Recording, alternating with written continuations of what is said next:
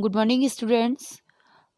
आज मैं video recording नहीं कर रही, ऑडियो रिकॉर्डिंग ही कर रही हूँ जैसे पहले करती थी। तो आप लोगों को वैसे मैं चैप्टर पढ़ा रही थी मानवीय करुणा की दिव्य चमक। तो यहाँ घर से इतना नहीं हो पाएगा क्योंकि इतना नेट यहाँ अवेलेबल नहीं है। तो इस वजह से जो मानवीय करुणा की दिव्य चमक है वो मैं स्कूल से ही रिकॉर्ड करूँगी। आज मैं थोड़ा सा पढ़ा रही हूँ आपको ऋतुराज जी का चैप्टर, जो आपके पद्य भाग में, क्योंकि मानवीय करुणा की दिव्य चमक के बाद में मुझे इसी को स्टार्ट करना है।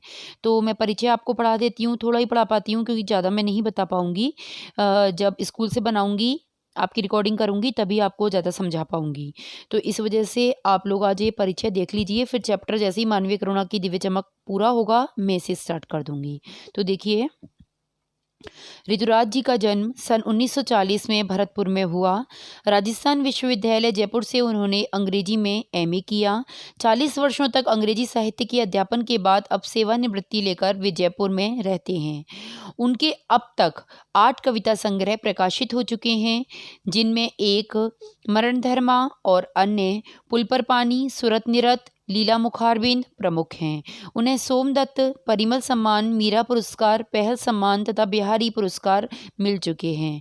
मुख्यधारा से अलग समाज के हाशिए के लोगों की चिंताओं को ऋतुराज ने अपने लेखन का एक विषय बनाया है।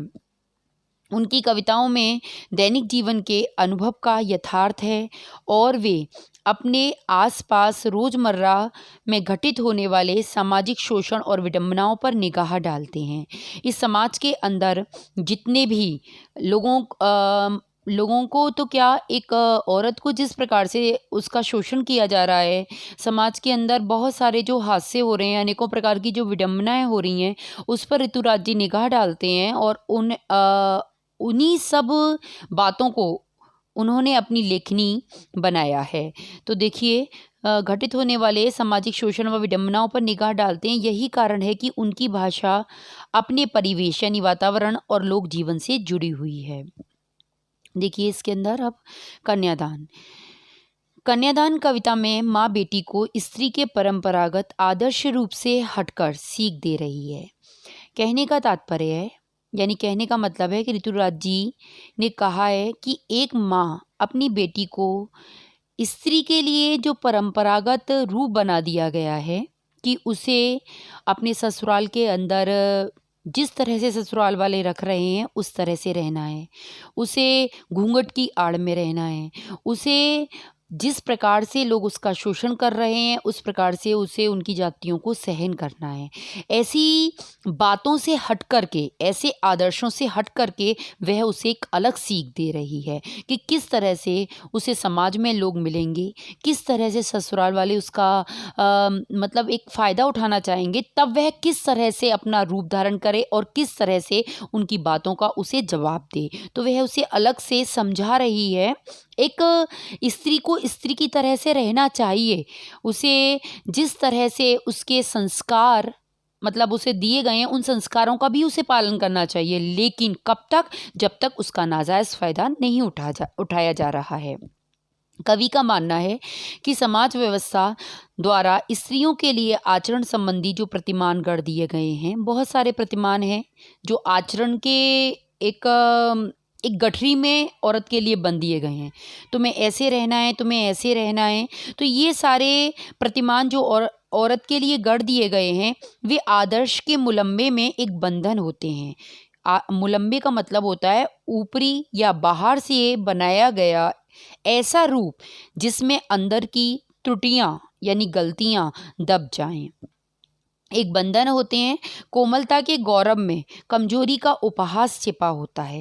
यानी कहने का मतलब है कि हाँ, औरत कोमल होती है लेकिन उसे कमज़ोर समझकर उसका मजाक ना बनाया जाए, उसकी हंसी ना बनाया जाए, क्योंकि जिस समय मानो उसकी इसी कोमलता को देख करके उसका उपहास किया जाएगा, उसका मजाक किया जाएगा, तब वह अपना दूसरा रूप भी धारण कर सकती है। लड़की जैसा न दिखाई देने में इसी आदर्शीकरण का प्रतिकार है।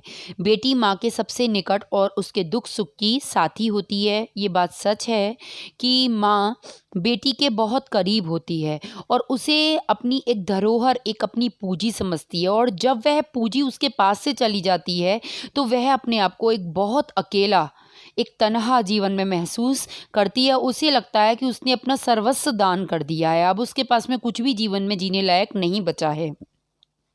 इसी कारण उसे अंतिम पूंजी कहा गया है।